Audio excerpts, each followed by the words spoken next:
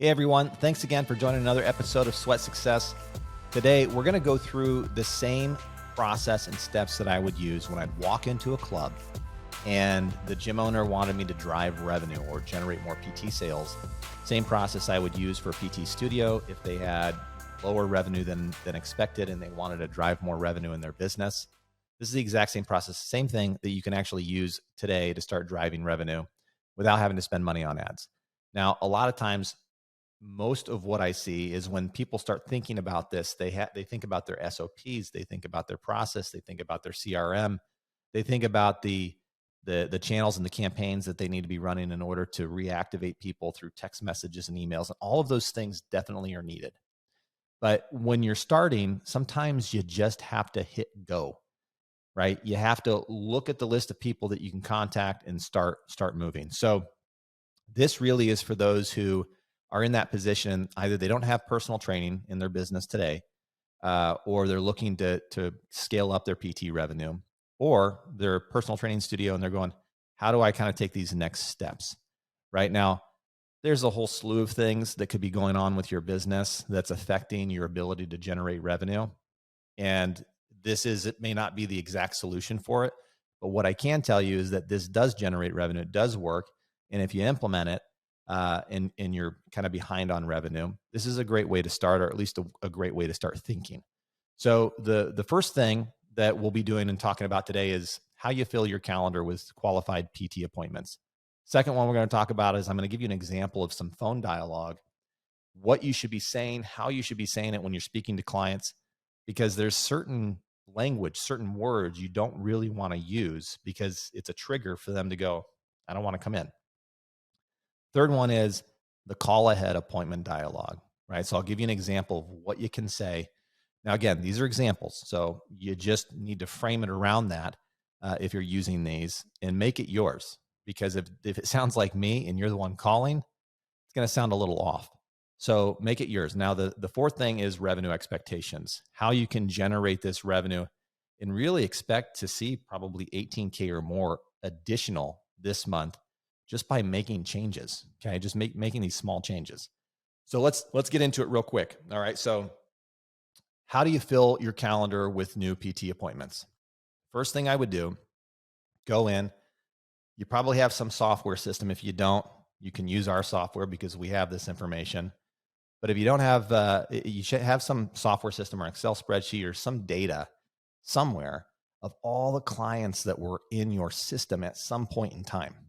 Okay. Now you've got your active clients, the people who are coming in on a regular basis. Those people are there. That's great. What about the ones that have left? Or what about the ones who came in at one point in time? Okay. They were interested in your service, but they never took action on it. Or those who had a trial and only took action for a short period of time. So you kind of have like 4 categories of people that you can reach out to. So let's look at this here for a second. So get that list. Okay. You have phone numbers and emails and names. Hopefully for some of those people, you have notes on them, right?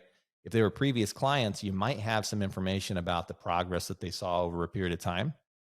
Those are going to be your first ones that you want to call.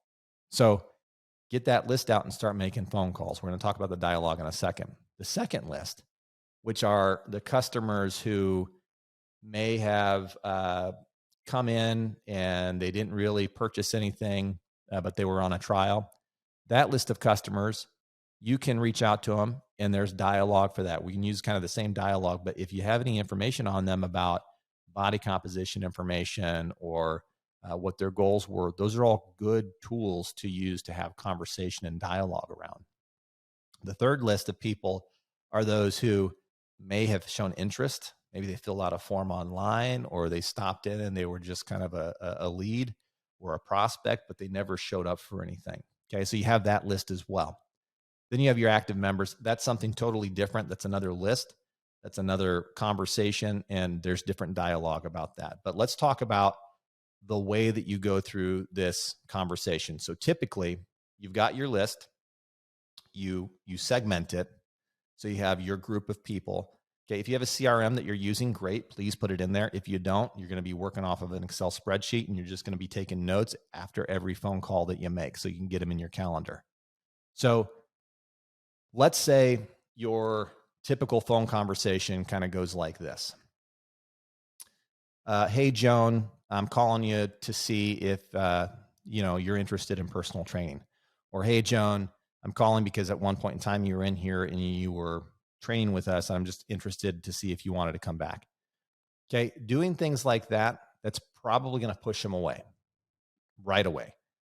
But if you come in with an offer, okay, and I'm not saying come in with an offer like it's 50% off, it's, buy one, get one.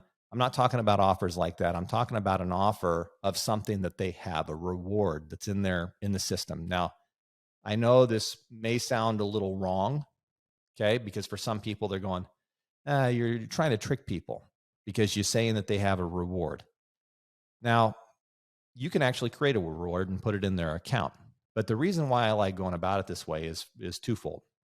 Number one, I get their engagement, I get their attention, and then there's a stronger likelihood of them booking an appointment with me to come back in the door.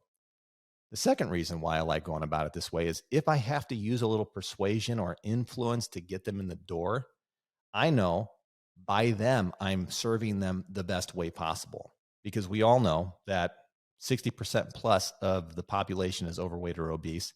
Only about 20% of the people in the population here in the US even have a membership for fitness. So why not, if you're in this industry, why not go help them out and kind of push them a little bit? I've had people tell me, hey, Michael, you pushed me into this, but I'm so glad you did. Okay. As long as you're offering the value, I don't think there's the possibility for them to think for themselves that what you did was wrong or malicious in a way. Okay. Because as long as you're not going about this only for the money, you're going about this because you want to help them out. You want to see that they get progress. You want to serve based on what it is that you've learned, right? You learn to go out and help people achieve their goals. Well, since you're good at that, sometimes you got to handhold, you got to pull, you got to kind of persuade and influence people to be doing the right thing. So the call and dialogue could go something like this. Okay. And I use this as an example. I call it our reserve rewards. So I give Joan a call and I say, hey, Joan, this is Michael over at XYZ Gym. I'm just calling today because I was looking at your account and I saw that you have some rewards on your account, and it looks like they're just sitting there and they haven't been used. Typically, they'll say, or Joan might say, so what is it? Well, it looks like you have a motion mapping analysis that's about to expire in the next 7 days. I probably can push it out to 14 days. But I just wanted to make sure I let you know about it and that you took advantage of it before it expired. So what day do you think is going to work best for you to come in and take advantage of that? We're going to have some conversation. She might say, I haven't been in the gym in a long time, or I joined another gym. She says, I joined another gym. You can go down the road of saying, completely understand. I hope that you're enjoying yourself there. There's no cost for you to come in. I'm not calling you to have you pay something. What I'm doing is I'm calling because I'm looking at your records here and I see that last year you were at, this amount of body composition. These were things that you were focused on. You wanted to do X, Y. How is it working so far today? Where are you at? Have you seen some of that progress happen? Have you seen some of those improvements that you were looking to improve upon? And they're going to have some dialogue with you. So just roll with it. Have a real genuine conversation. I don't know where the conversation is going to go, and neither do you. So as long as you open up that opportunity to let them know that they have something on their account that's about to expire, there's a sense of urgency that it might go away if they don't take action on it. And so that might encourage them to do something. Now, you're not going to get them all, but the reality is that you have a reason to be calling them. Okay. It's because of this is the reason why you're calling them. It's not because you just want to sell them something. Nobody wants to be sold, but people are okay being influenced as long as it's the right way. So what I found success in is making calls like this, having rewards on someone's account and letting them know that it's going to expire, and then having some dialogue with them about what they were previously wanting to achieve, and then working towards that so they can come back in and we can just do a reanalysis. I stay away from assessment. The word assessment, I stay away from it as much as I can, because people don't like being assessed. Okay. They do it every morning when they wake up. Wake up in the morning, they get out of bed, they look in the mirror, and they've assessed themselves. Okay. They're their own worst critic. They've already made that judgment. Or they go to bed and they see themselves before they go to bed and they're looking in the mirror and they're not liking the assessment. So you don't need to assess, but you can analyze the science. Okay. The things that can make improvements in their life. And so that's what I found worked. I hope it works for you. Find a way to frame that dialogue so you can have that conversation and get them booked for a day. Okay. Now, let's say you go ahead and get them booked. They come in, or let's back up. They don't come in. You've got them booked. You've got them on the calendar. Typically, you want to call them in advance, and you don't want to call them like 2 hours in advance.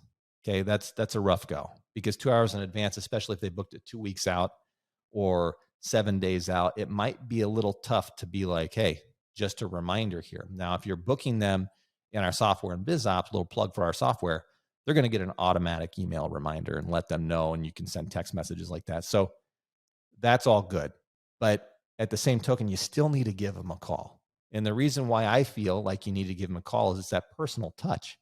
It's letting them know that you're going to be there. But more importantly, it's giving them the clue that you're waiting on them. You're waiting for them. So the way that typically I've heard these conversations go is they'll give a call and they'll say, hey, Joan, just wanted to give you a call and let you know that we have our appointment tomorrow. I just wanted to confirm that appointment.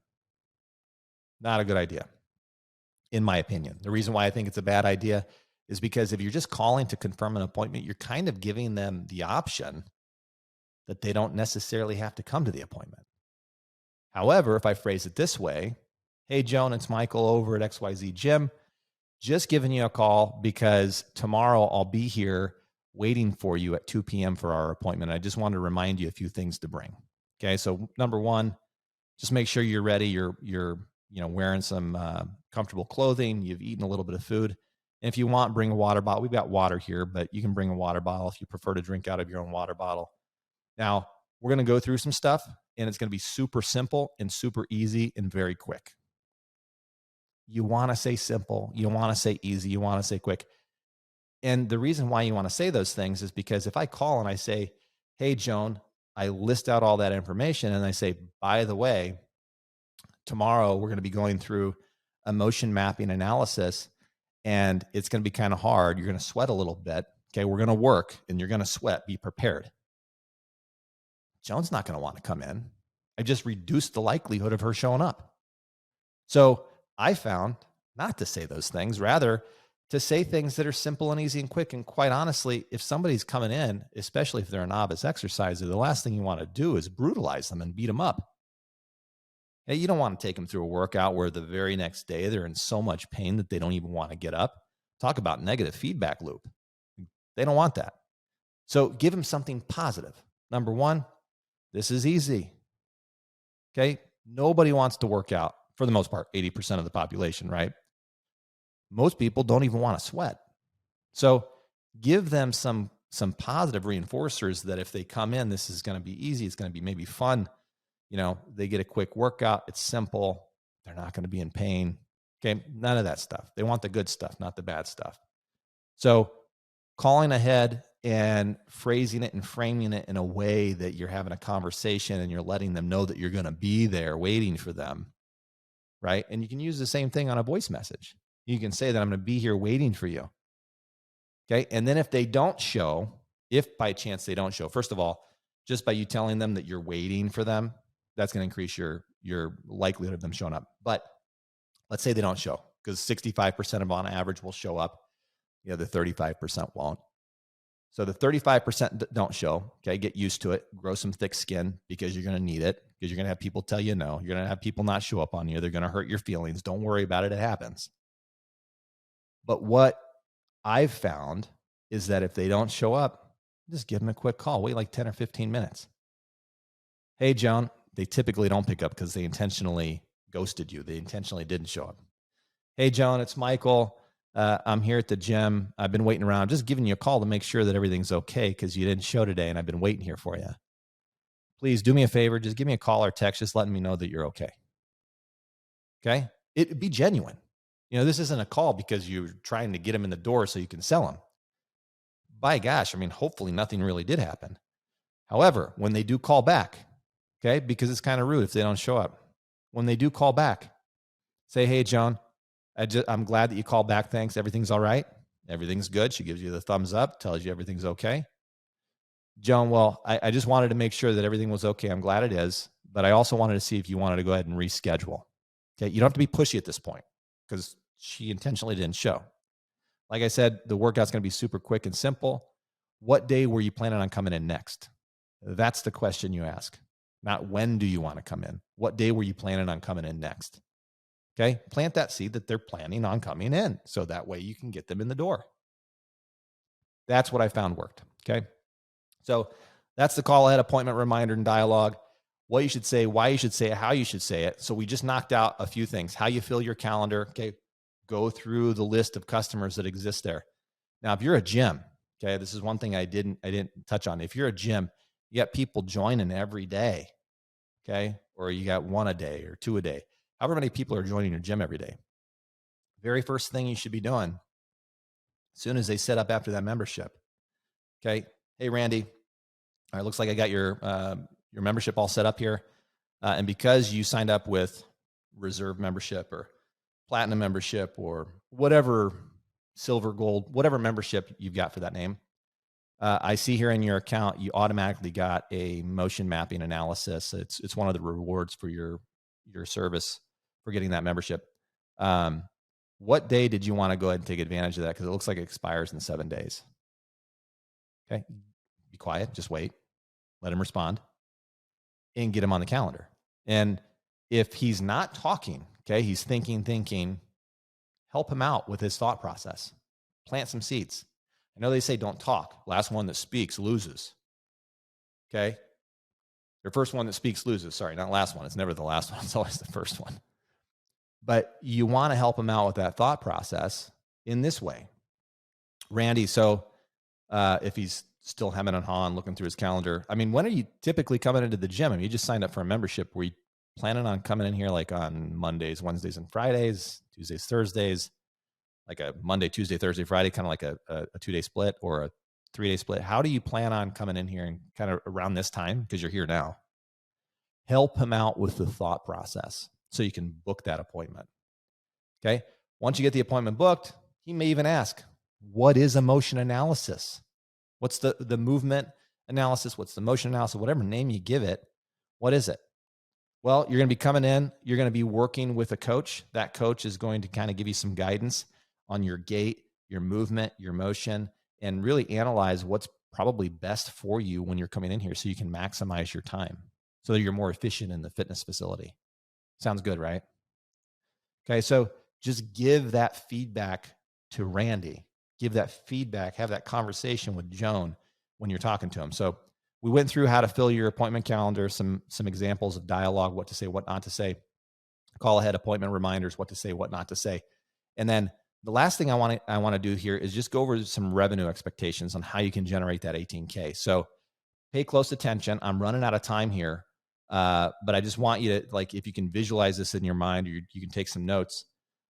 So if you have 30 members joining each month, okay, if we're reactivating, now we're going to this list of customers that typically are, the 30 to 45 day customers that haven't been in the gym in a while, right? So they're the ones that you're reactivating. They're inactive. Maybe they're paying, maybe they're not necessarily paying, but you're going to reach out to them. And you got to be careful. It's like touch and go on this, because you don't want to make phone calls and all of a sudden those people that you're trying to reactivate, you have a conversation. They're like, hey, thanks, Michael. I appreciate you calling. I was actually thinking about quitting the gym and not coming in anymore because I keep seeing you guys take payments out of my account, and I was going to give you guys a call anyway. So thanks for calling. I don't want to have that conversation, but I can tell you right now, once they get past that 30 to 45 day mark, there's the likelihood they're going to jump. They're going to be done. Okay. It happens, especially in January. So my best recommendation is continue to follow up with customers. And if they get past that 15-day mark, give them a call. You should be giving them a call before that. But if they're not showing up after 15 days, if they haven't been coming in to get a workout, you give them a call. Nudge them a little bit to get them in the gym. If they're past that 30 to 45 day, they start to get into that critical stage where they may not want to show up at all. So let's look at this. 30 members are joining each month. Just write down 30. 10 to 25% of your member base that they really should reactivate. So we're typically what we see is that if you have a 200 member inactive member list, okay, or those who need to be reactivated, 15% of them will come back in and join, okay, or get restarted or start paying again or come back and start working out. 15%. Okay, so if you have 200 of those people, that's 30 people. But let's just focus on the 30 members per month that are walking through the door. What you should see is about 85% of those should book a PT appointment. Okay, just right off the bat. We're not even digging into the people of the list of customers that you're going through. We're just talking about the people walking in the door who became members if you're a gym, if they're just signing up for memberships.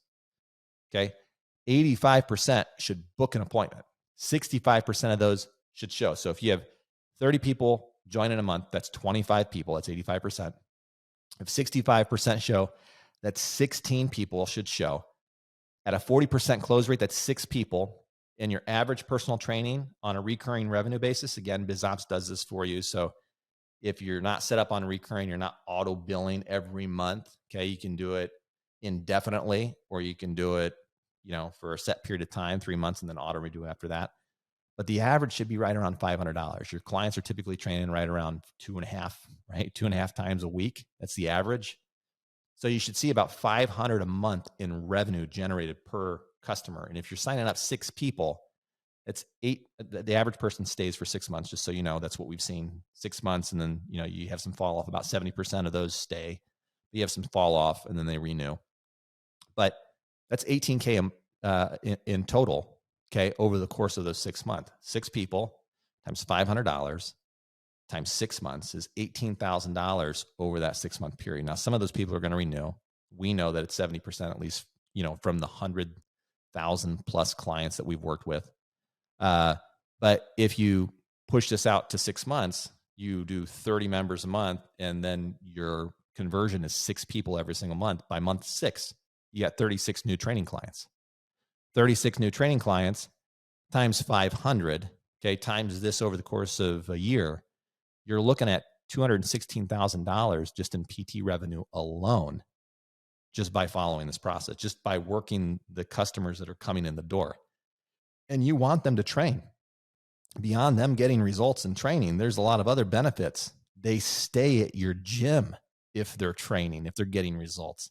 I remember when I was 16 years old and I got my first results. Now, granted, I was 16, so testosterone was up a little bit, and pretty much anything I did, I'd see results.